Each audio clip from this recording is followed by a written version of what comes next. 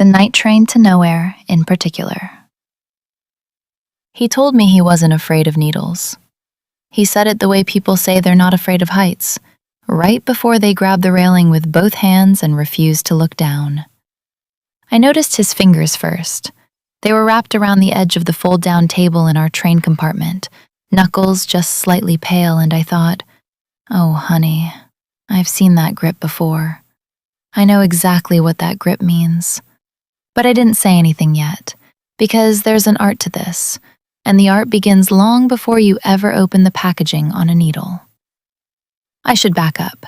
It was a Thursday in late October, somewhere between Chicago and Denver on an overnight Amtrak, and the train was doing that thing trains do in the dark, swaying just enough to make you feel like the world has gone slightly liquid. The heating system was working too well, the way heating systems do on trains, and the whole car smelled like warm upholstery and someone's leftover coffee, and that particular brand of sleepy intimacy that only exists when strangers are stuck together in a small space moving through the dark. I was traveling with my kid. I usually do. Old habit from years of being the person in any group who happens to have medical training, and, inevitably, the person someone calls at 2 a.m. saying, I think something might be wrong. My bag had the basics: a few syringes still in packaging, alcohol swabs, a small vial of B12 that my aunt had asked me to bring her in Denver, gauze, tape, the usual. I wasn't planning to use any of it that night. And then the man in the seat across from me, dark jacket, reading glasses pushed up on his forehead, a paperback he hadn't actually been reading for the last 40 minutes, said very quietly, "You're a nurse?" He'd seen me rearranging my bag when I was looking for my headphones. The packaging is pretty recognizable if you know what you're looking at. "Nurse practitioner," I said, "technically." He nodded slowly. Then he said, "I don't suppose you'd..." And then he stopped, looked out the window at the absolute darkness rushing past. Started again. "I have a prescription. Vitamin B12 injection. My doctor said I need to start them weekly.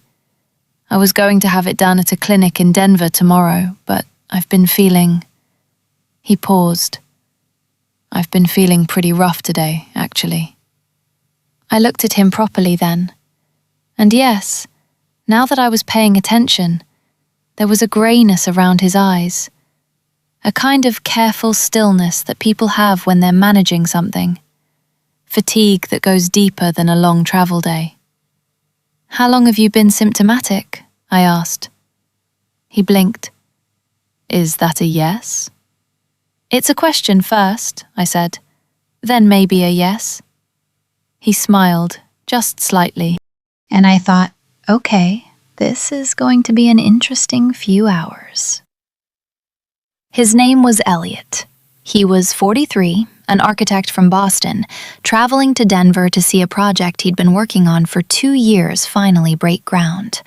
He'd been diagnosed with B12 deficiency about 6 weeks earlier, which explained quite a lot, he said.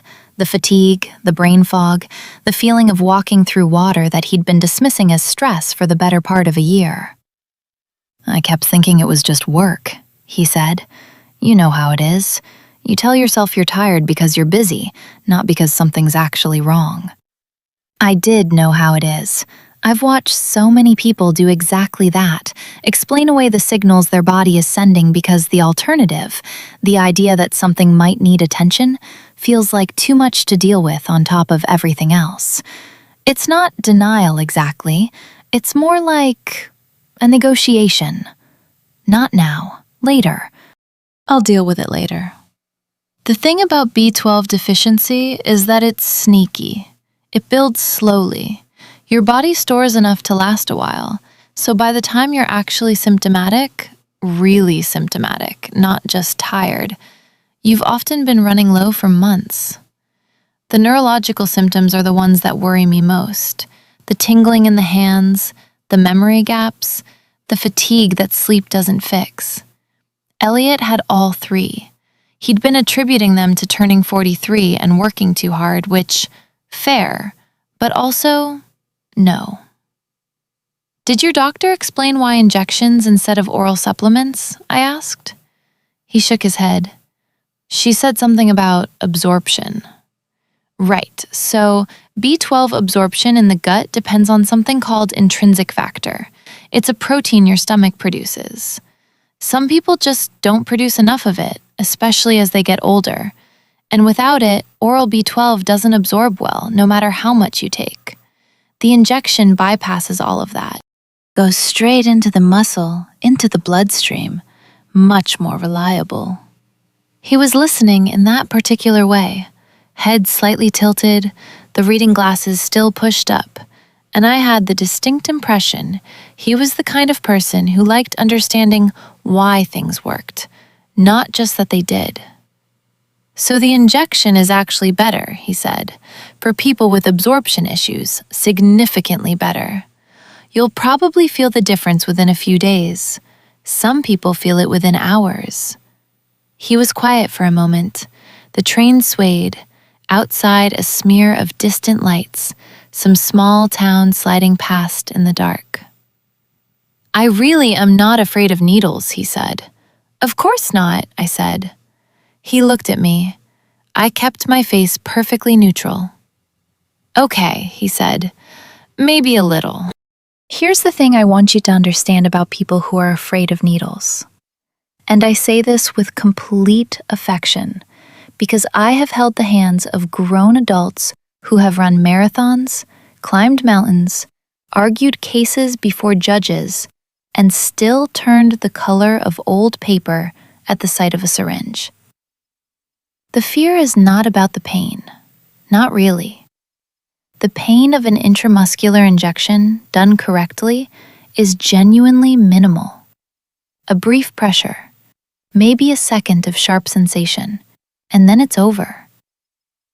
What people are actually afraid of is the surrender. The moment where you have to hold still and trust someone else to do something to your body. That's the real thing. That's what the knuckles on the table grip is about. And I think that's worth naming, actually. Because when you understand that, you stop trying to convince people it won't hurt, which is a battle you'll never fully win. And you start giving them something else instead. You give them control over what they can control. You explain each step before you do it. You let them choose the moment, in a sense. You make the unknown known. That's the real technique. Before the needle even comes out of the packaging, I asked Elliot if he'd eaten recently. He had. A sandwich a couple of hours ago. Good. I asked if he was hydrated.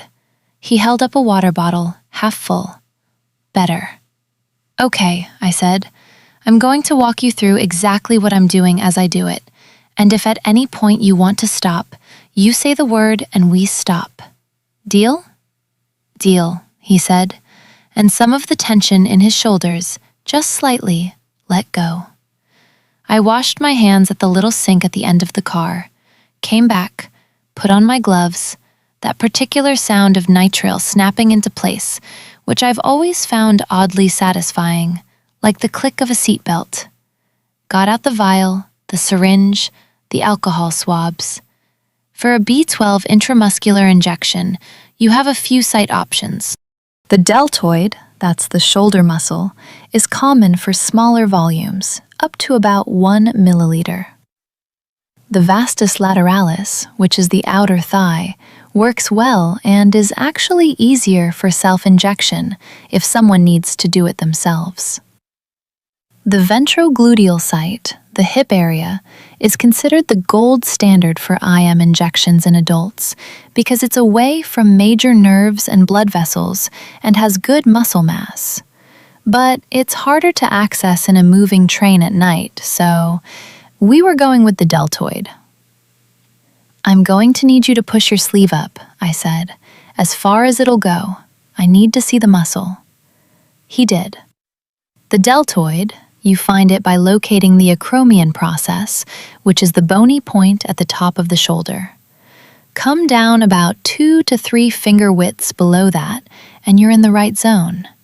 The muscle should feel firm, not bony, not too close to the edge where the tissue gets thin. You want the meaty part, the middle third of the muscle. I pressed gently with 2 fingers to identify the landmark. He watched my hands. "You're looking for the muscle?" he asked. "Finding the right spot," I said. "There's a zone about the size of a silver dollar where this is ideal. Too high and you're near the shoulder joint. Too low and you're getting into territory with nerves you don't want to bother." "Nerves you don't want to bother," he repeated. "That's a technical term?" "Very technical," I said. "We use it in all the journals." He laughed, a real one, surprised out of him, and in that moment his shoulder relaxed completely. Which was, if I'm honest, exactly why I said it. Relaxed muscle matters. This is not a small thing. A tensed deltoid is harder to penetrate. It causes more pain, and the medication disperses less evenly. When a patient is braced and rigid, the whole experience is worse for everyone. So you make them laugh, or you ask them a question they actually want to answer, or you say something slightly absurd right at the key moment. Whatever it takes to get that muscle soft. I cleaned the site with an alcohol swab, let it air dry for a few seconds.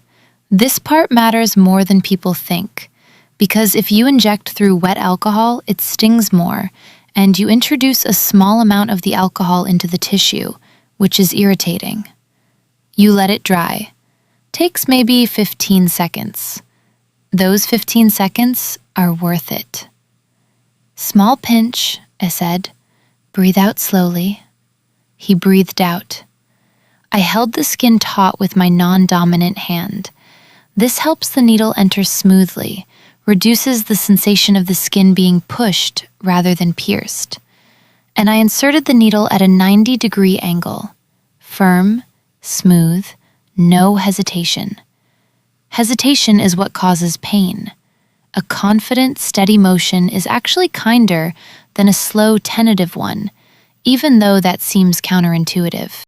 Your instinct when you're nervous is to go slowly, carefully. But slow and uncertain drags the needle through tissue instead of sliding through it. He made a small sound, not pain, more like surprise that it was already done. "That's it?" he said. "Almost. I'm going to aspirate slightly first." I drew back the plunger just a hair, checking that I wasn't in a blood vessel. No blood return. Good. Now I'll inject slowly. You might feel a pressure sensation. That's normal. I depress the plunger steadily, not fast. Fast hurts because the medication needs time to disperse into the muscle tissue. Not too slow either. About 10 seconds for a milliliter. The B12 solution is a deep red, almost jewel-colored, and I've always found something quietly beautiful about that. This small, bright thing, moving from the syringe into the body, carrying something the body needs. "Pressure," he said. Yeah, I feel that." Almost done. And then it was. I withdrew the needle cleanly, same angle as entry, no twisting, and pressed a clean gauze pad over the site immediately. Light pressure, not rubbing. Rubbing just irritates the tissue and spreads the medication unevenly. Just gentle, steady pressure for about 30 seconds. "Done," I said. He turned his head to look at his shoulder, as if expecting to see something dramatic. There was nothing to see. Just the tiny mark, barely visible, already covered by the gauze. "That was it," he said again. Less a question this time. "That was it." He let out a long breath, and then he laughed again, this time at himself, I think. at the weeks of low-grade dread that had amounted to 30 seconds and a small pressure sensation on a train somewhere over the Colorado border. I know that laugh. I have heard that laugh so many times. It's one of my favorite sounds in the world, honestly. That particular exhale of relief that's also a little bit sheepish. The body releasing something it had been holding. "You're going to feel a little soreness there tomorrow," I told him, "like after a workout. That's just the muscle responding to the injection, completely normal. If it's still sore in 3 or 4 days, that would be worth mentioning to your doctor, but it almost certainly won't be." He nodded, pulled his sleeve back down. "Thank you," he said. And there was something in the way he said it, simple, direct, no performance, that I appreciated. "Of course," I said. We sat in comfortable quiet for a while after that. The train moved through the dark. Someone a few rows back was snoring softly. The heating system ticked. After a bit, he said, "Can I ask you something?" "Sure." "Does it ever get strange, doing this for people you don't know?" I thought about that.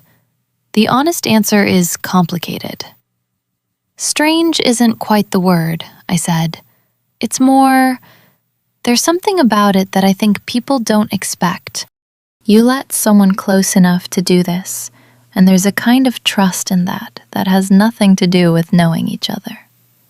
It's almost more pure in a way, because it's not personal, it's just human." He was quiet for a moment. "That's a generous way to think about it," he said. "It's the only way I know how," I said. And I meant it.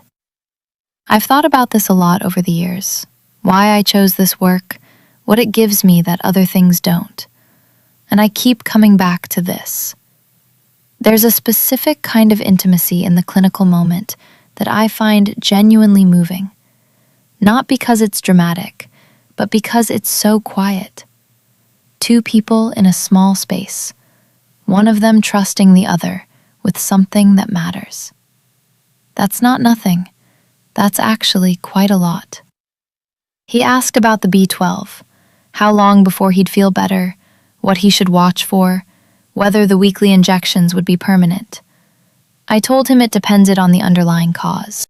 If it was dietary, common in vegans and vegetarians, since B12 is almost entirely found in animal products, then supplementing consistently, whether by injection or high-dose oral once the levels were up, could eventually get him to a maintenance dose. If it was absorption-related, he'd likely need injections indefinitely, but the frequency often drops to monthly once levels stabilize. "Your doctor will check your levels again in a few months," I said. "The numbers will tell you which category you're in." "What are the numbers supposed to look like?" "Normal range is roughly 200 to 900 picograms per milliliter. Below 200 is deficient. You said you were symptomatic, so I'd guess yours were pretty low." He nodded. 147, he said. "Yeah, that tracks." "The good news," I said, "is that B12 deficiency is very treatable,